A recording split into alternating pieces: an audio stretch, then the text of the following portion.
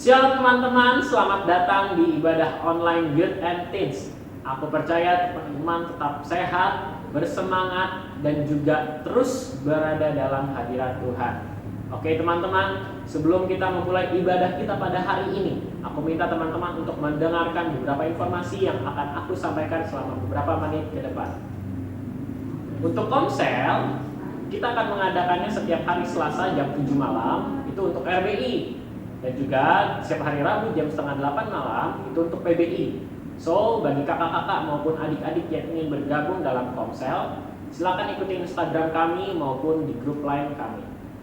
Nah, untuk selanjutnya, setiap hari Rabu di minggu kedua dan minggu keempat, RBI akan mengadakan ibadah online via Zoom di jam 6 sore. Bagi adik-adik RBI yang ingin bergabung dalam ibadah kami, silakan ikuti Instagram kami terus. Kami akan share ID room di sana.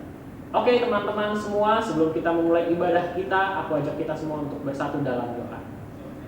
Bapa kami dalam surga, terima kasih Tuhan atas segala berkat-Mu hari ini. Kau telah melindungi kami, Kau telah menjaga kami Tuhan dalam segala aktivitas kami Bapa.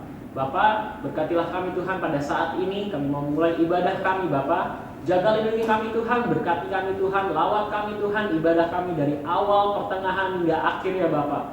Biar Tuhan setiap ibadah kami Tuhan, kami merasakan hadirat-Mu Tuhan dimanapun kami berada Bapa. Bapa, berkatilah setiap pujian dan penyembahan kami Bapa, supaya kami dapat menaikkan dan meninggikan nama-Mu Tuhan, supaya kami dapat memuliakan nama-Mu Tuhan. Terima kasih Tuhan, terima kasih Yesus, kami siap untuk memulai ibadah kami Tuhan. Dalam nama Tuhan Yesus Kristus, haleluya, amin.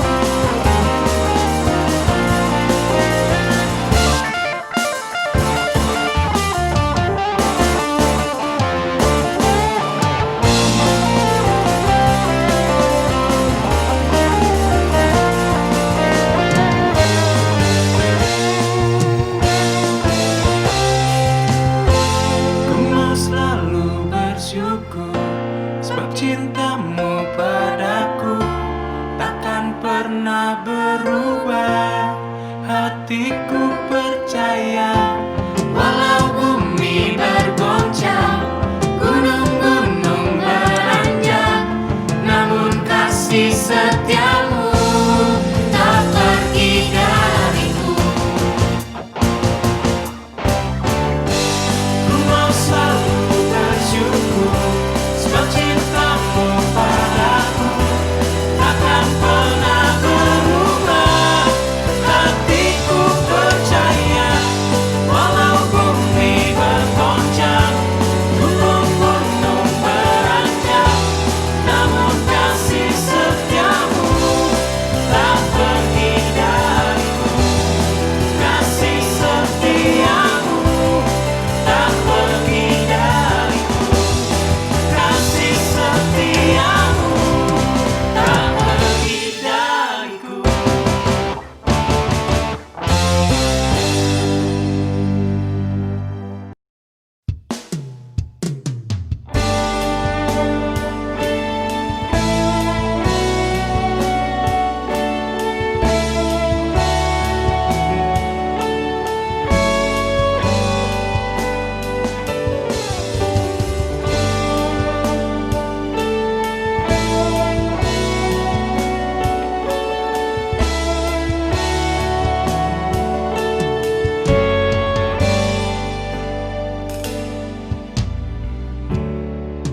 When the music fades, all is stripped away, and I simply call,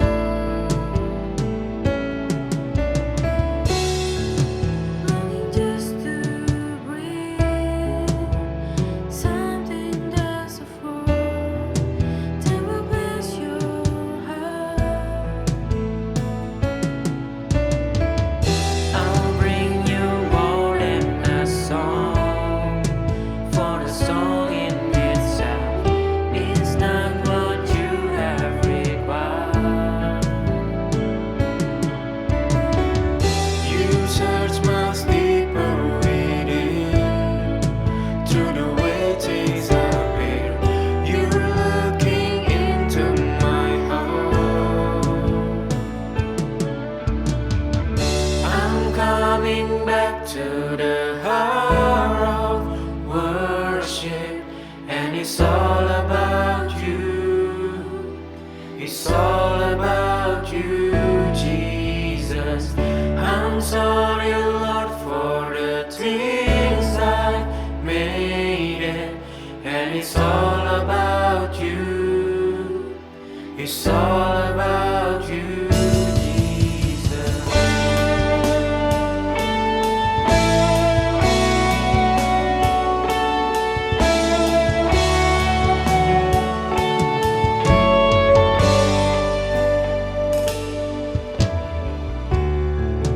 King of endless world, no one could express how much you deserve.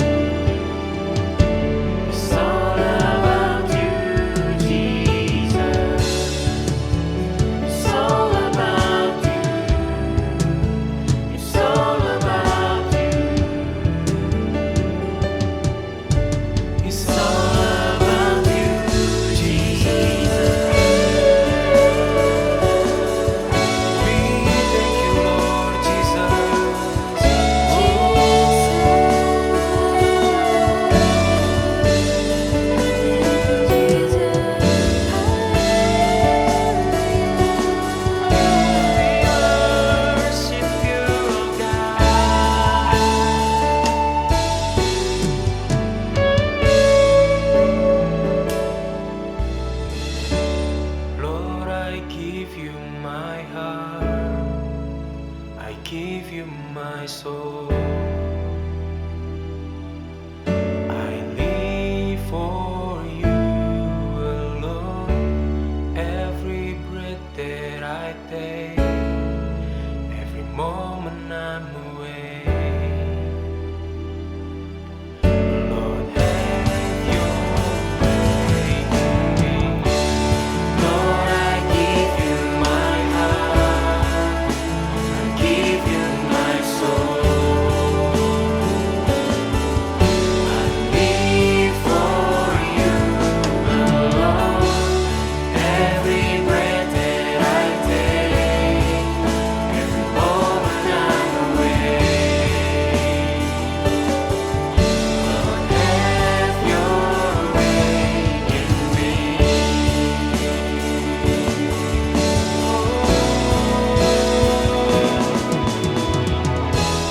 Lord, I give you my heart. I give you my soul.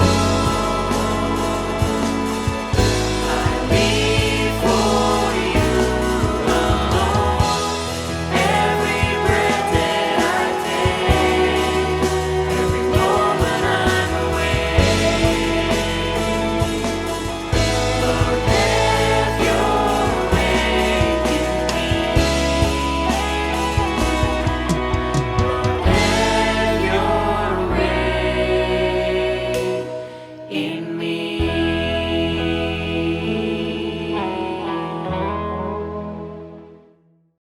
Generasi muda yang dikasihi Tuhan, pada saat ini kita mau sama-sama belajar akan firman Tuhan. Biarlah firman Tuhan itu menjadikan satu bekal di masa muda kita. Dan firman itu akan senantiasa ada di dalam hidup kita. Dan firman itu yang akan menjadi kekuatan kita. Sebelum kita belajar bersama-sama firman Tuhan, kita berdoa. Bapa kami dalam surga, Allah yang rahmani dan rahimi, Allah yang penuh kasih, terlebih Allah yang menjadi sesembahan dan Allah yang menjadi kekuatan dalam hidup kami Tuhan. Pada saat ini Tuhan, kami mau bersama-sama belajar akan firman-Mu. Berikan kebenaran firman-Mu dan kuatkan kami Tuhan, dan singkapkan seluruh kebenaran-Mu Tuhan, sehingga firman Tuhan itu menjadi kekuatan dalam hidup kami, terlebih menjadi rema dalam hidup kami. Untuk itu Tuhan, kami sebagai generasi muda Tuhan, kami siap mendengarkan firman-Mu. Di dalam nama Tuhan Yesus Kristus, kami berdoa dan mengucap syukur. Haleluya. Amin. Shalom. Generasi muda yang dikasihi Tuhan, kita Tuhan izinkan dalam kondisi COVID sekarang ini, kita bisa belajar akan situasi ataupun kondisi yang ada. Tuhan berbicara pada kita lewat situasi atau keadaan. Dalam peristiwa, bisa melalui teman kita, bahkan bisa melalui di lingkungan kita, dan bisa orang-orang yang ada di sekitar kita. Situasi atau peristiwa itu adalah bahasa Tuhan untuk kita bisa mengerti, diajar dengan kondisi ataupun situasi. Lewat situasi kita bisa mengerti kehendak Tuhan. Bahkan situasi itu sendiri kita bisa lewat mimpi. Situasi kita bisa tahu lewat penglihatan. Bahkan Tuhan bisa bicara lewat hati, lewat firman, lewat masalah, lewat kesulitan, bahkan Tuhan izinkan hal-hal yang terjadi di dalam kehidupan kita. Bahwa dengan situasi, peristiwa yang terjadi di dalam hidup kita, tidak satu orang pun di dunia ini terjadi ataupun adanya terlewati oleh situasi ataupun peristiwa ataupun keadaan. Dan keadaan dan kondisi saat ini, Tuhan pasti punya maksud dan rencananya. Tuhan Yesus, Dia untuk naik ke surga. Dia yang datang, yang menebus. Bahkan Dia yang mati, bahkan dan Dia yang bangkit. Dia harus melewati situasi via dolorosa. Tuhan mengajarkan bagi kita bahwa situasi, peristiwa, keadaan Tuhan izinkan di dalam kehidupan kita. Tuhan bisa berbicara melalui teman-teman kita, bahkan melalui firman Tuhan. Nah, Saya akan berikan tema pada saat ini, menjadi pemenang di masa krisis atau di masa sulit. Kita mau belajar sama-sama akan firman Tuhan yang terambil di dalam 1 Samuel pasal yang ke-30, dari ayat yang pertama sampai yang ke-25. Tapi saya akan bacakan ayat yang pertama sampai yang pasal yang ke-6. Demikian firman Tuhan. Siklak terbakar pembalasan Daud kepada orang Amalek. Ketika Daud serta orang-orangnya sampai ke Siklak pada hari yang ketiga, orang Amalek telah menyerbu tanah Negeb dan Siklak. Siklak telah dikalahkan oleh mereka dan dibakar habis. Perempuan-perempuan dan semua orang yang ada di sana, tua dan muda, telah ditawan mereka. Dengan tidak membunuh seorang pun, mereka mengiring sekalian, kemudian meneruskan perjalanannya. Ketika Daud dan orang-orangnya sampai ke kota itu, tampaklah kota itu terbakar habis, dan istri mereka serta anak mereka, yang laki-laki dan perempuan telah ditawan. Lalu menangislah Daud dan rakyat yang bersama-sama dengan dia, itu dengan nyaring sampai mereka tidak kuat lagi menangis. Juga kedua istri Daud ditawan, yakni Ahinoam, perempuan Israel, dan Abigail, bekas istri Nabal, orang Karmel itu. Dan Daud sangat terjepit karena rakyat mengatakan hendak melempari dia dengan batu. Seluruh rakyat itu telah pedih hati, masing-masing karena anaknya laki-laki dan perempuan. Tetapi Daud menguatkan kepercayaannya kepada Tuhan Allahnya. Kalau kita bicara tentang Daud, kita belajar tentang Daud. Daud adalah pribadi yang mengalami krisis, kesulitan, bahkan di dalam masalah demi masalah sejak dia diproses Tuhan. Waktu dia bersama-sama orang tuanya mengembalakan kambing domba, bahkan dia diurapi. Bahkan pada suatu saat dia melakukan suatu perkara yang besar, menjadi seorang pahlawan yang bisa mengalahkan Goliat. Banyak orang yang berseru-seru pada dia. Dia malah menangkan peristiwa berlaksa-laksa karena Daud memenangkan dalam peperangan demi peperangan. Dan Raja Saul menjadi pribadi yang iri hati. Nah, Daud bahkan sampai direka-reka untuk dibunuh, bahkan sampai dikejar-kejar. Kalau kita belajar pada saat ini di dalam 1 Samuel 30, kalau kita baca di ayat pasal 29, Daud sampai melarikan diri kondisinya sampai ke tanah Filistin karena dia menghindari Raja Saul. Jadi dikejar dan dikejar, bahkan mengalami situasi yang sangat pedih. Ya, kesulitan demi kesulitan. Bahkan kalau kita katakan dalam firman Tuhan tadi, dia sangat terjepit, bahkan dia menangis sudah tidak kuat lagi. Daud, Tuhan persiapkan di dalam kondisi di masa yang kritis ataupun sulit. Tapi kita mau belajar pada Daud pada saat ini, bagaimana supaya kita menang di dalam menghadapi masa-masa yang kritis atau sulit sebagai anak muda. Karena firman Tuhan katakan di dalam 2 Timotius 3 ayat 12, memang setiap orang yang mau hidup beribadah dalam Kristus hendak akan menderita aniaya. Jadi Tuhan bisa pakai kondisi di dalam pembentukannya, di dalam masa sulit, di dalam masa krisis, di situ Tuhan izinkan, Tuhan mau umatnya dalam proses, dalam pembentukan itu. Bagaimana dia sikapnya, situasinya, kondisinya yang Tuhan izinkan, bagaimana responnya. Tapi kita mau belajar di sini, pada waktu Daud mengalami kesulitan, pada waktu Daud terjepit, dan pada waktu Daud mengalami suatu krisis yang amat sangat. Apa yang dilakukan Daud? Kalau kita bisa belajar di sini di dalam 1 Samuel 30 ayat yang ke-6b, Daud mengatakan dalam firman Tuhannya, tetapi Daud menguatkan kepercayaannya kepada Tuhan Allahnya. Pada waktu dia mengalami kondisi yang terjepit, pada waktu mengalami suatu krisis ataupun kesulitan, Daud memperbesar kapasitas imannya. Kemana dia harus lari? Kemana dia harus datang?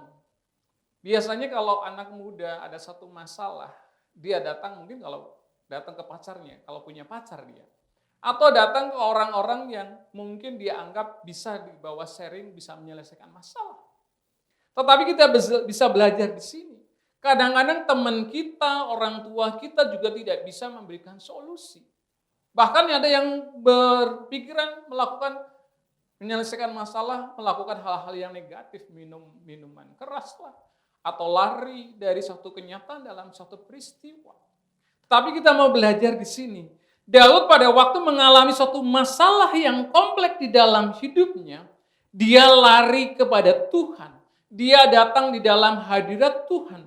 Bahkan di ayat yang ke-7 dan ayat ke-8, dia memanggil Imam Abiatar untuk mengambil baju efodnya. Dan dia bertanya kepada Tuhan. Dia merendahkan diri, dia berdoa minta petunjuk Tuhan. Pada waktu ada satu kondisi yang dialami dalam keluarga Daud. Pada waktu di dalam pengungsiannya di Siklag.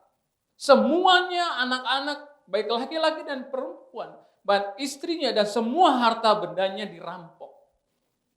Dibawa oleh orang Amalek. Tetapi Daud di sini bertanya kepada Tuhan di ayat yang ke-8. Kemudian Daud bertanya kepada Tuhan, haruskah aku mengejar rombongan atau gerombolan orang itu? Akan dapatkah mereka kususul? Dan firman Tuhan katakan, kejarlah sebab sesungguhnya engkau akan dapat menyusul mereka dan melepaskan para tawanan. Nah, pada waktu kita mengalami krisis, pada waktu kita mengalami kesulitan, kita datang kepada Tuhan. Kita merendahkan diri di hadapan Tuhan.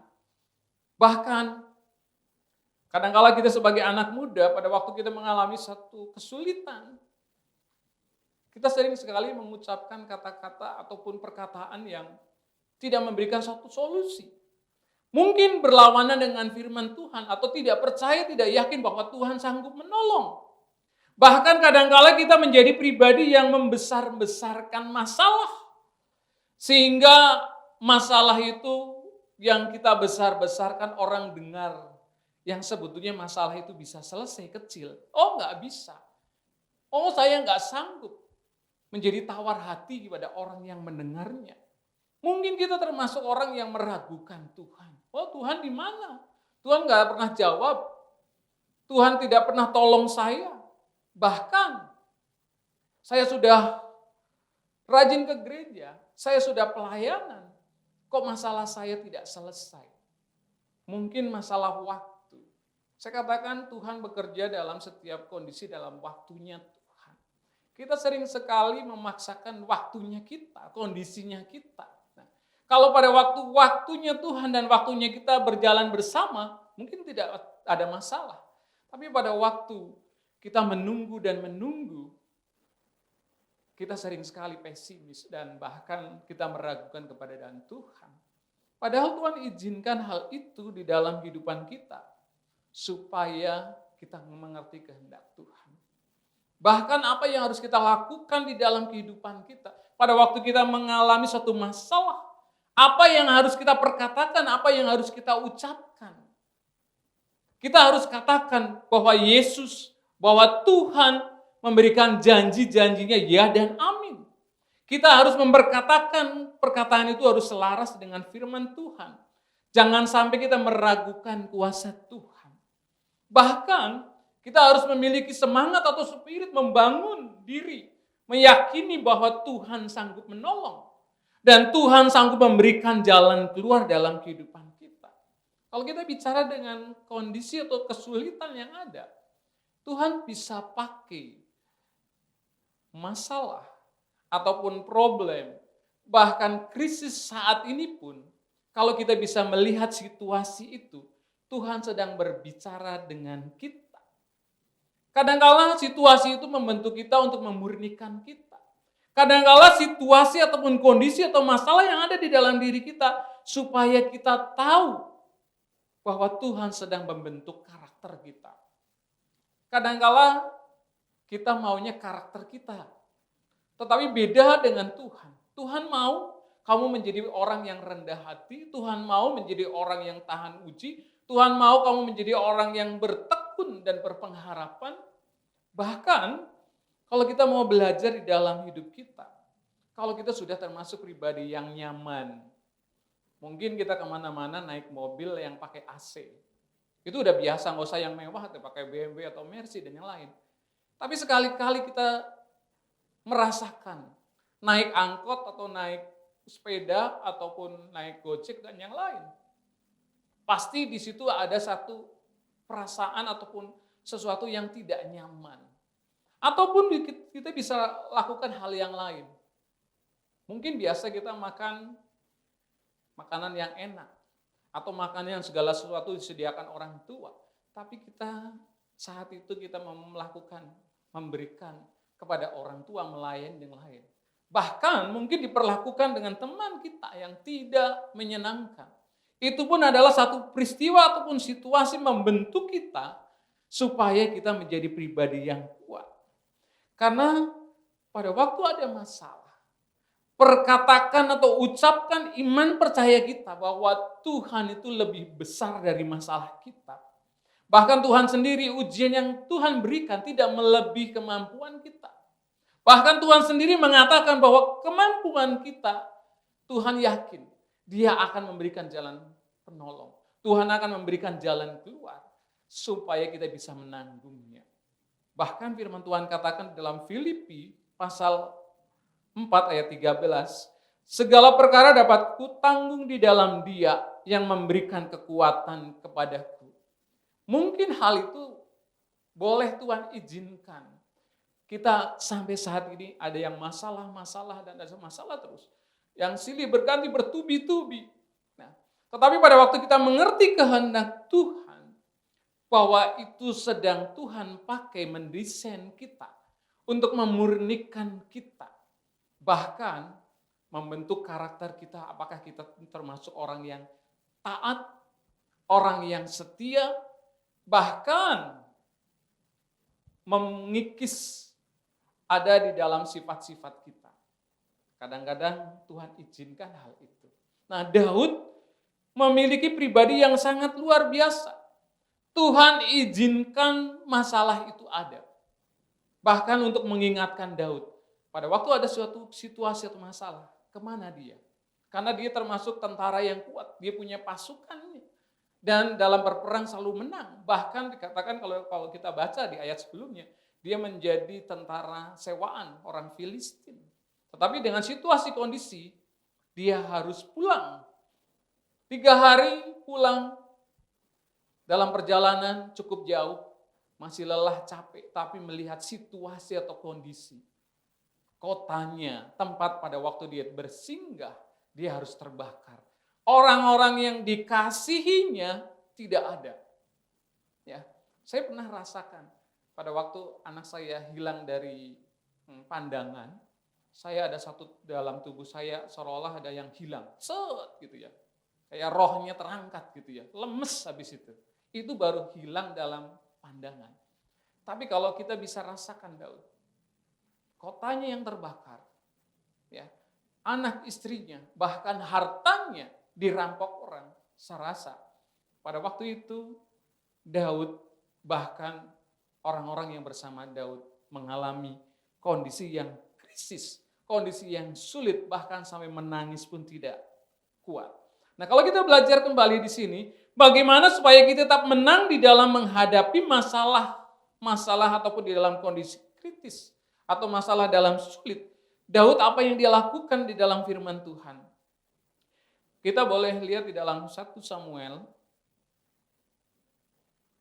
30 ayat yang ke-11 dan 12. Ya, demikian firman Tuhan. Kemudian mereka menemui seorang Mesir di padang lalu membawanya kepada Daud. Mereka memberi dia roti, lalu makanlah ia.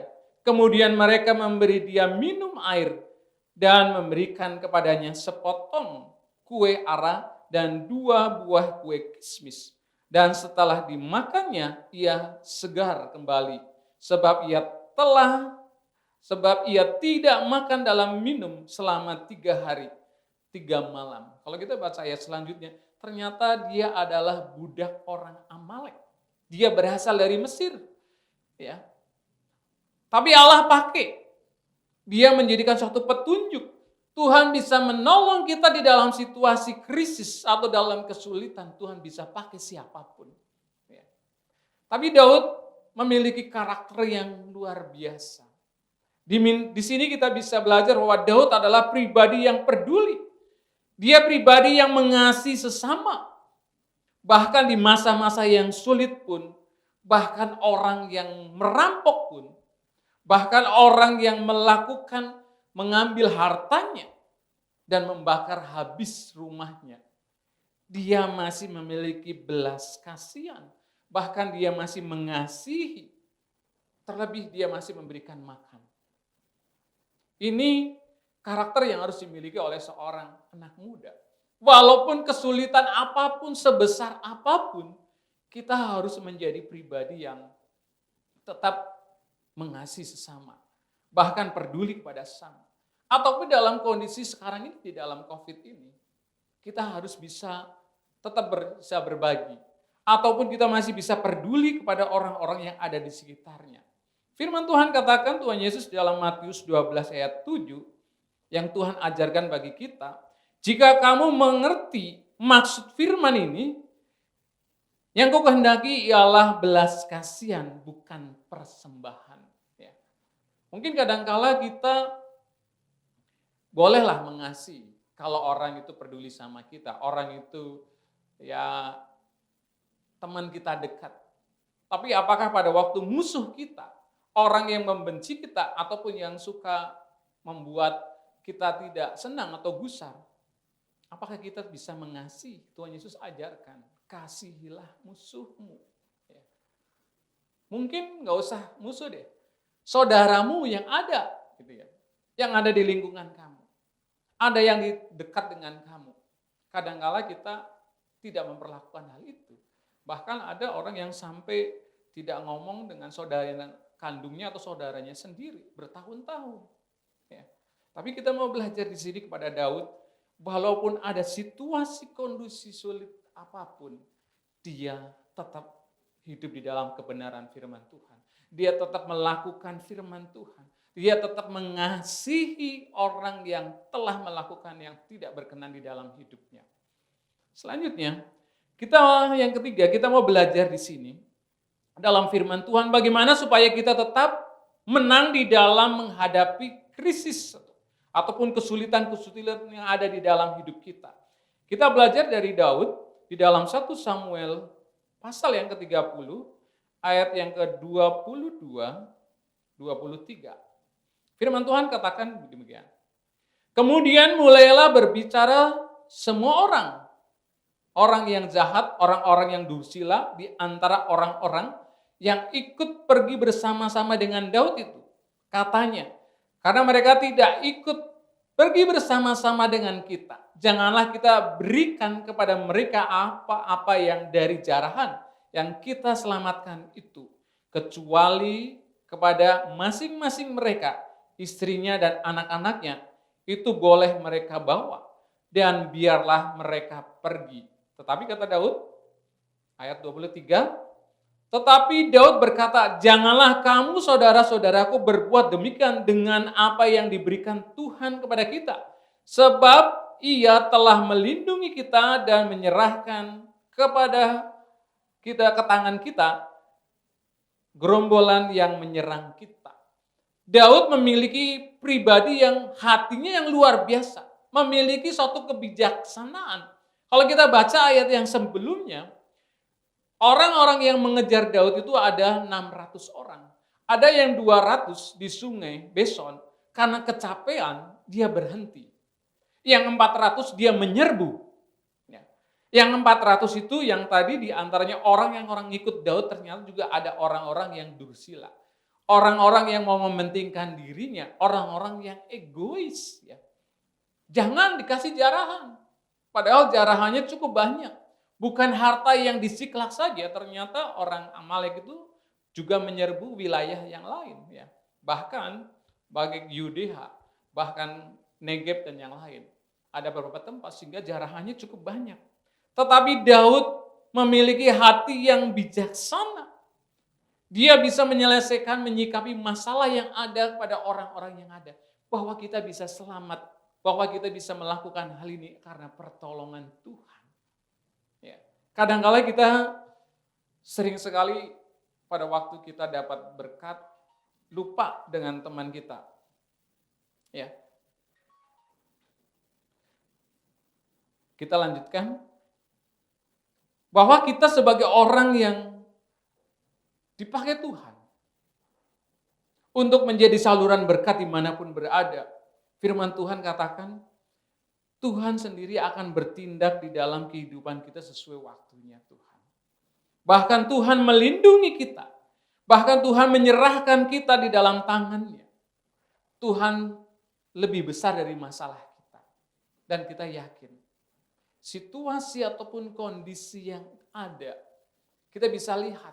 Kalau kita memiliki kepekaan, misalnya kepada orang tua kita, kepada teman-teman kita, situasi itu Tuhan berbicara pada kita.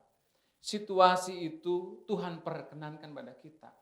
Bahkan situasi yang tidak kita inginkan, kalau kita bisa melihat Tuhan, Tuhan itu punya rencana dalam hidup kita. Bahkan firman Tuhan kalau kita boleh buka di dalam firman Tuhan di dalam 2 Tawarik. 2 Tawarik 7 ayat 13 dan 14. Firman Tuhan demikian. Bila mana aku menutup langit sehingga tidak ada hujan. Dan bila mana aku menyuruh belalang memakan habis hasil bumi. Dan bila mana aku melepaskan penyakit sampar di antara umatku. Dan umatku yang atasnya namaku disebut, merendahkan diri, berdoa dan mencari wajahku, lalu berbalik dari jalan-jalannya yang jahat, maka aku akan mendengar dari surga dan mengampuni dosa mereka, serta memulihkan negeri mereka. COVID atau situasi atau kondisi yang kita alami pada saat ini. Kalau kita belajar akan firman Tuhan, apa sih maksud Tuhan dengan kondisi yang ini? Indonesia bahkan di belahan dunia, Tuhan izinkan dalam situasi dan peristiwa yang terjadi. Kita tidak ingin.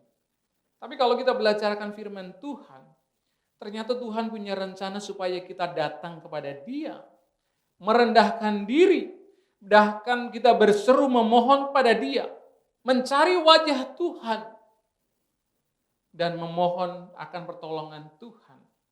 Dan kita menjauhkan dari hal-hal yang tidak berkenan di hadapan Tuhan. Tuhan akan mengulurkan tangannya. Tuhan akan memberikan perkara-perkara yang luar biasa di dalam hidup kita. Jadi situasi ataupun kondisi yang ini adalah Tuhan izinkan. Yang mungkin selama ini kita tidak pernah harus berdoa di rumah bersama-sama dengan keluarga, ataupun kita lebih menjaga kesehatan dan yang lain. Mungkin kita termasuk orang yang sembrono atau yang lain, tapi dengan situasi kondisi yang saat ini, kita harus rajin cuci tangan, rajin membersihkan tempat tinggal ataupun kondisi. Itu pun suatu bagian yang rencana Tuhan dalam hidup kita. Untuk itu, kita mau belajar kepada Daud. Pada waktu kita ada suatu masalah, dia mau memperbesar kapasitasnya pada Tuhan. Dia mau datang dan mau merendahkan diri. Untuk itu kita mau miliki karakter Raja Daud dengan prosesnya yang ada. Dan kita yakin sebagai generasi muda, kita mampu. Karena Tuhan sendiri yang berperkara di dalam hidup kita. Amin untuk firman Tuhan. Kita berdoa. Bapa kami dalam surga, kami boleh bersyukur Tuhan. Kami boleh belajar sebagian akan firman-Mu Tuhan. Jadikan firman itu merema di dalam hidup kami Tuhan. Supaya kami boleh menjadi pribadi-pribadi yang menang, yang kuat Tuhan. Dalam menghadapi masa-masa krisis yang ada di dalam hidup kita. Baik kesulitan ekonomi dalam rumah tangga kita. Baik dalam masa depan kita. Kadang-kala kita sering meragukan Tuhan, bahkan janji Tuhan. Tapi kami pada saat ini boleh belajar akan firman-Mu Tuhan. Kami mau seperti Daud Tuhan, datang di hadapan-Mu Tuhan. Pada waktu ada suatu kesulitan dia memperbesar kapasitas iman percayanya kepada Tuhan. Terlebih dia tetap masih mengasihi Tuhan, masih peduli pada orang-orang yang ada di sekitarnya. Walaupun dia sudah menyakiti Tuhan, bahkan dia merampok harta bendanya Tuhan. Untuk itu juga Tuhan, penuhi kami Tuhan. Hati kami dengan kebijaksanaan yang datangnya daripada-Mu Tuhan. Dan kami yakin percaya, situasi atau kondisi apapun Tuhan, Tuhan punya rencana bagi kami. Untuk membentuk karakter kami Tuhan. Untuk memurnikan hati kami Tuhan. Terlebih juga Tuhan, kami yakin percaya, Tuhan senantiasa bersama dalam kami. Dalam nama Yesus Kristus, kami boleh berdoa dan mengucap syukur. Haleluya. Lord, I give you my heart, I give you my soul.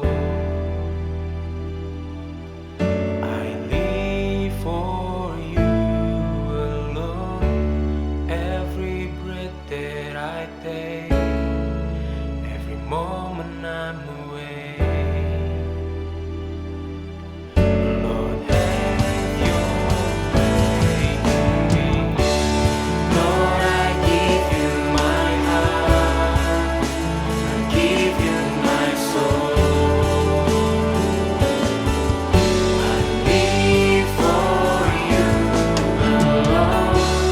Every breath that I take, every moment I'm away. Lord, have your way in me.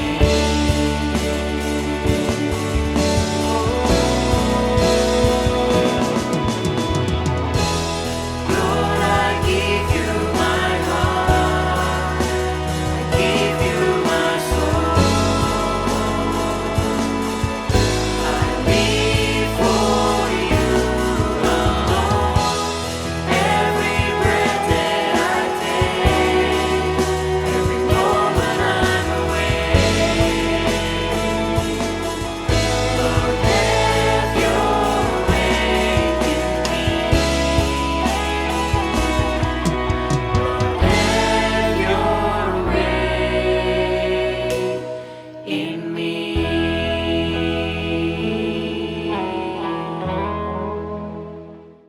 Generasi muda yang dikasih Tuhan, saleh-saleh Tuhan, kita akan arahkan kehidupan kita di dalam kebenaran firman Tuhan.